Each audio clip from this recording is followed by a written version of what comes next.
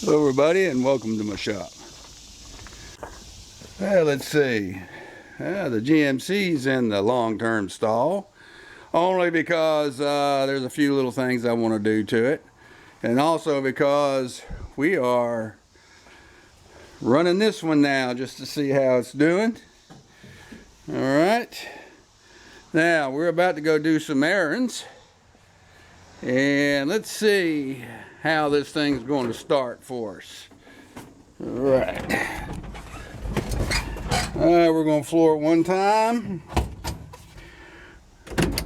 We're in neutral, key on. Let's see what we get.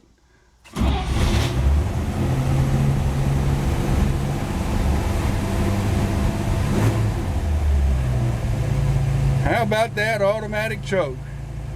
I don't know, I'm kind of up in the air. I really do like having my manual choke back on the 216, but these automatic chokes, well, they do automate it some. Anyway,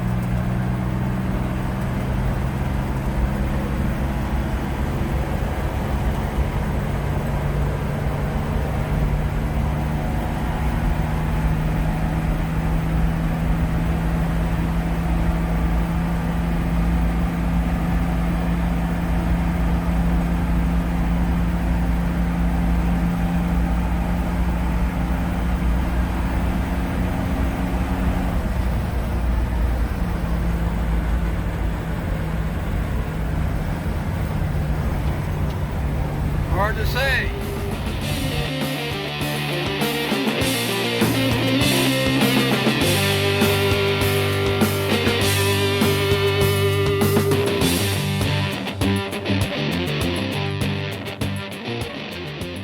Okay, one thing I've started noticing since I've been driving this again is I've been getting a gas smell, especially after I fill up, and I don't remember having that before.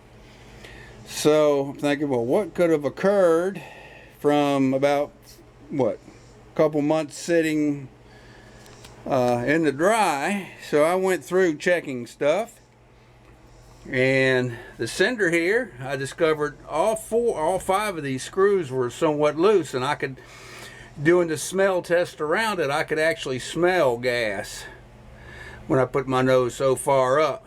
So I've tightened them down. And right here in the rubber hoses on the fuel line fillers, both of them were loose too. Now, how do they get loose from sitting? They probably were shaking loose and I just didn't notice it. So anyway, had to take the seats out to get to it, but that's all right.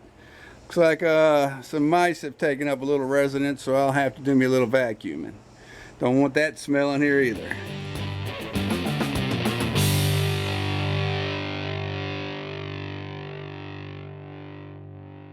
Alright, I've had some question about where I'm getting a lot of my information and a lot of my parts from. Alright, so I'm going to show a few things here. Now, I bought most of my engine rebuild parts from Patrick's Antique Cars and Truck Parts. He was a real good source of parts and information. Unfortunately, he is no longer in business. He retired, and his son tried to run the business, from what I hear, and it didn't end up being very successful. So they are now out of business, which is a shame because they were a good source for a lot of parts. Now, what I want to show here is my cam choice. Now if you look down here, this 264 cam right here where my fingers, that's the one, and right in the middle, that's the one I went with. You can see there's a milder one, the 254, and then there's what they call the rumpy, which is the E2, which would be more for all-out racing, would be my guess, if you wanted to race 235 engine or a 261, either one. But anyway, I went with the middle. I probably would have been as happy with the mild, the 254. Now, I've not looked up the specs. I don't know if that would equal what the stock 261 cam would have, but a stock 261 cam would get you more performance than the standard 235 cam, and it would have and you would still have a nice smooth idle and low speed. So anyway, that's the cam I got. And over here, Tom Langdon stove bolt. Now he's still in business, and he sells quite a bit of performance parts for these stove bolt engines. And I'll show right here. I'll get that price list. I'll get that out of the way because it's no longer valid. But he doesn't even carry these Carter Weber. This model of Carter Weber. His actually are bigger now than that. I don't know why the change, but that was the carb I ordered. And of course, there's the manifold adapters, and there's the linkage. So I ordered all this basically from him when I decided to go with dual carbs. So anyway, he pushes hot water to warm up your intake manifold, and this is an adapter that would go between the water pump and the block, and this plate goes on the bottom of the intake manifold, so it would pump actually hot water through that. I'm using exhaust heat, and to tell you the truth, the engine is cold natured. But I think a lot of that has to do with the automatic chokes. You know, those, until it warms up enough to get them chokes fully open, it's running a super rich mixture, and it's also running a higher RPM. So anyway, I just wanted to show these. So if anyone is interested in some performance parts for their stove bolt engine, you want to go to that website right there, and he'll set you up. He'll talk to you on the phone. Matter of fact, if you place an order, you've got to talk to him, and he has to know right off the bat exactly what you're wanting to do and what specific engine you've got before he'll even send you the parts. So that's how he used to be. I don't know if he still is, but that's how he used to be. But he has quite a few more parts in here too. But it's mainly for these stove bolt engines. So anyway, I wanted to show that.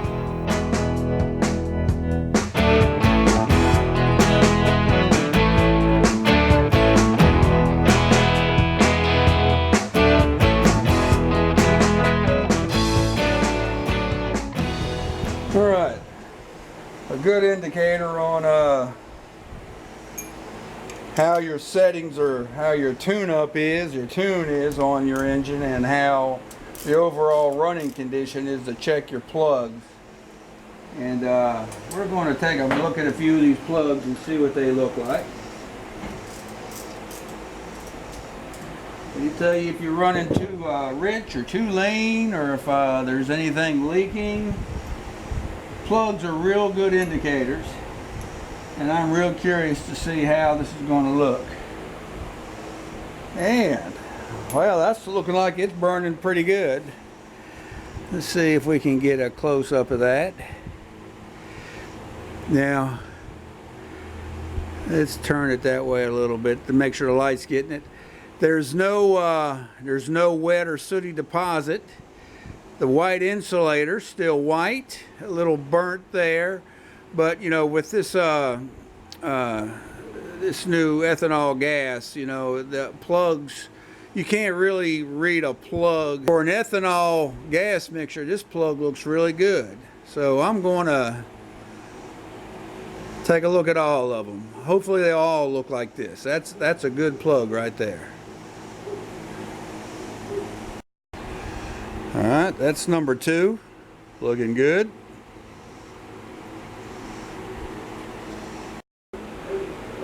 That's number 3. It's funny, I pulled that plug out of the cylinder and I smelled gas. And that's something. Oh well. And number 4.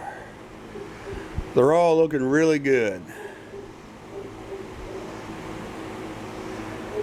They're not worn. The insulator's good and white still. No deposits. That's how you want plugs to look, right there. That's number 5. I hope that camera is picking up. That really looks good.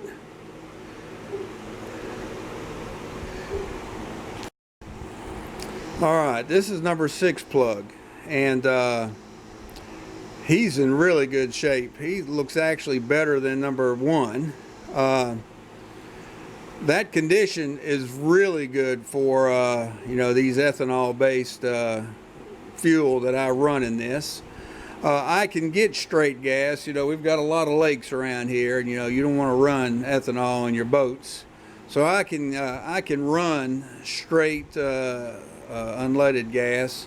But I've not had bad problems at all with this with the 10% ethanol mixture, and it's cheaper. Not to say I'm cheap, but if I had been experiencing any problems, I would definitely go back to the 100% gas. Now, I know a lot of people will prefer that, and that's all they want to run. I've got the hardened valve seats in this head, so I'm not worried about the ethanol nor the no lead gas.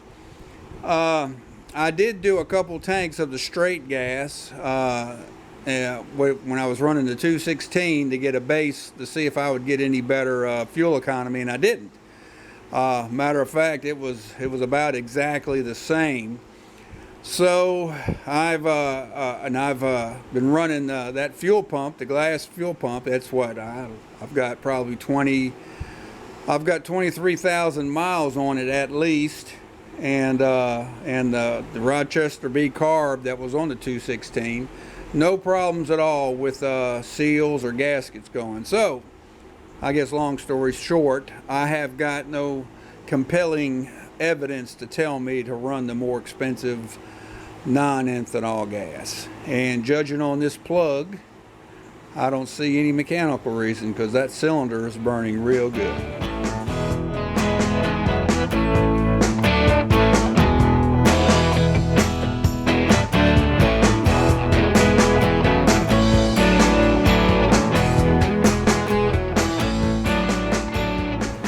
Alright, I want to show another thing or two.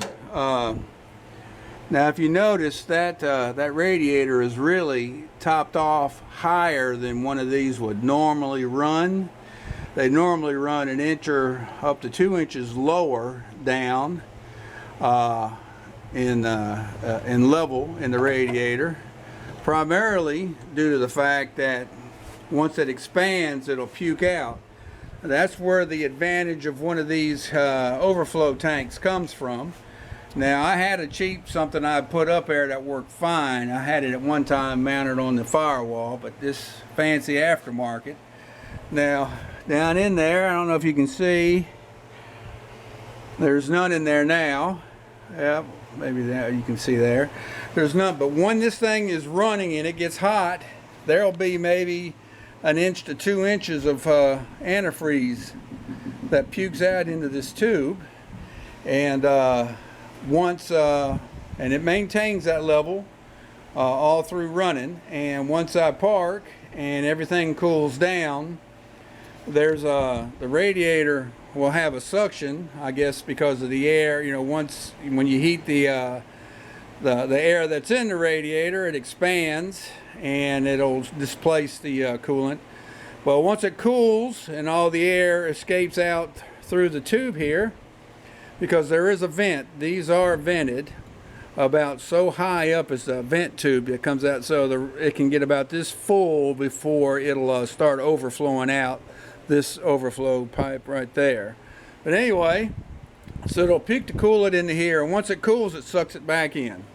so I'm not losing any. Now the 216, when I ran this, I never had to top it off after I put that overflow tank in. After probably for 3 years, I never had to add any coolant, and so I'm hoping for the same outcome with this too. Anyway, just wanted to point out the advantage of running an overflow coolant reservoir off your radiator.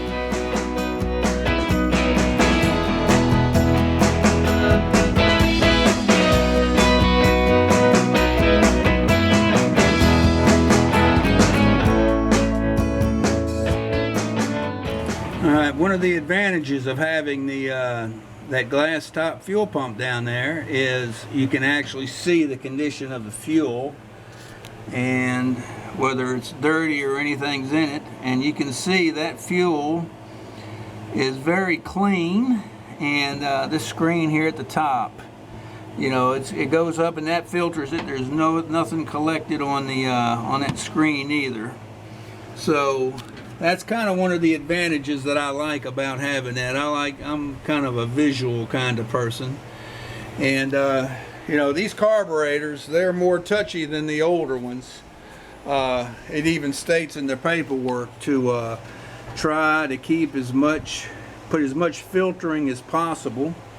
So I added this additional filter here. Now that's a modern cartridge that's in there. It looks like there's a little something there dangling around, but that's a modern replaceable cartridge that's in it. It's not just a screen, that's actually a filter that's inside the bowl there. So I've got that double filtering going on the fuel to try to keep any and all crud out of this engine, and hopefully that'll have it running good and for a long time.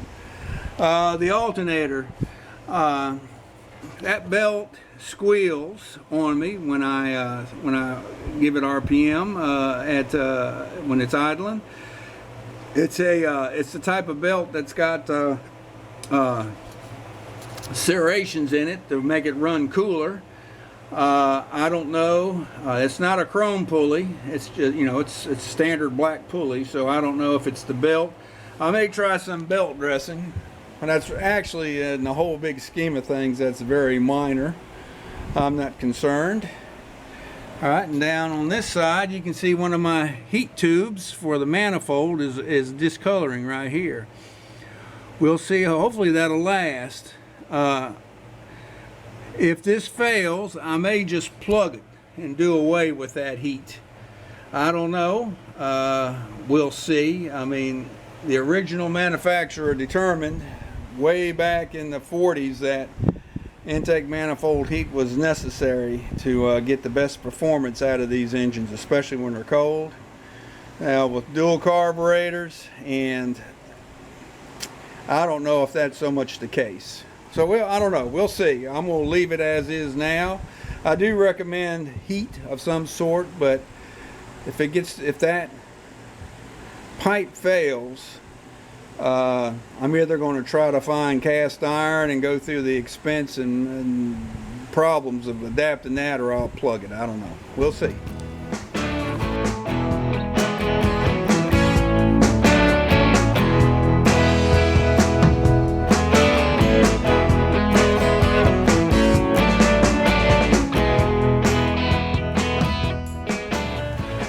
No shifting problems. I've not been hitting the manifold. There's no marks or anything. So that little bit of hillbilly engineering I did on the linkage appears to be working fine.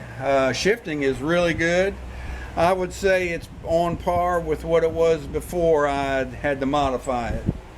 So far so good. I've not driven at night, but I keep a check on my electrics to make sure everything's still working. Got the seat and everything back in. I'm not smelling gas now. Of course, I've not been driving for a while. I even pulled the gas cap off thinking maybe it wasn't venting, to see if that could be in the wind bringing it back in the cab since I ran this window down. And that didn't change anything. So I'm hoping to do away with the that gas smell. It's just an unpleasant smell. That and the fact that I no longer have blow-by blowing into the cab. You know, with that 216, it had blow-by so bad that after driving this truck for even just 15 minutes with that 216, I would smell like I had just come out of an oil refinery, because it was the blow-by was just coming back into the cab, and I'm not getting that now. And that's and I've not changed any sealing in the cab, other than of course down there at the floorboard.